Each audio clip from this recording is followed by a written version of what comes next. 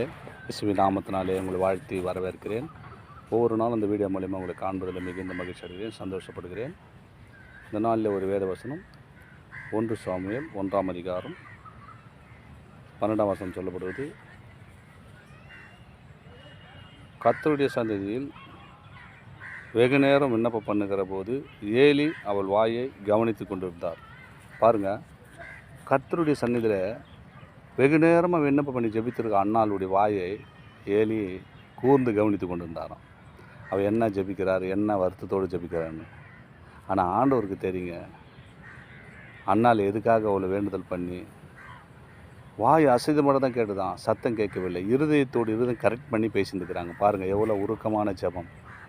அன்னாளுடைய ஜெபத்தை கேட்டிங்களா? அந்த வசனத்தை கூர்ந்து கவனிங்களேன்.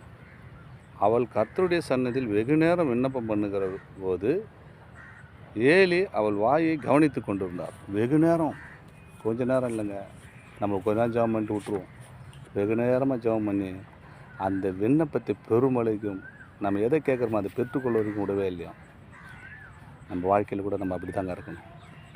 விண்ணப்பம் பண்ணி அந்த காரியத்தை பெற்றுக்கொள்ள வரைக்கும் விடவே கூடாது. அண்ணாளுடைய வாழ்க்கையில் அப்படி தான் பெற்றுக்கொண்டாங்க. ஆண் பிள்ளையை கேட்டாங்க, பெற்றுக்கொண்டாங்க. உங்கள் வாழ்க்கையில் பெற்றுக்கொள்ள வேணும்னு சொன்னால் விண்ணப்பத்தை பண்ணி ஜெபம் பண்ணுங்கள், விடுதலையோடு ஜெபம் பண்ணுங்கள், கர்த்தரோடு வெற்றி வாழ்க்கையை வாழுங்க. விடாதீங்க. அன்னாலை போல ஜெபித்து ஜெய வாழ்க்கை பெற்று நாம் சந்தோஷ சமாதானத்தோடு வாழ்வோம். ஆமீன். God bless you. தொடர்ந்து இந்த வீடியோ பாருங்கள், சப்ஸ்கிரைப் பண்ணி விடுங்க. அது தேவனுடைய நாமத்துக்கும் உங்களுக்கும் பிரயோஜனமாக இருக்கும். ஆமீன். God plus.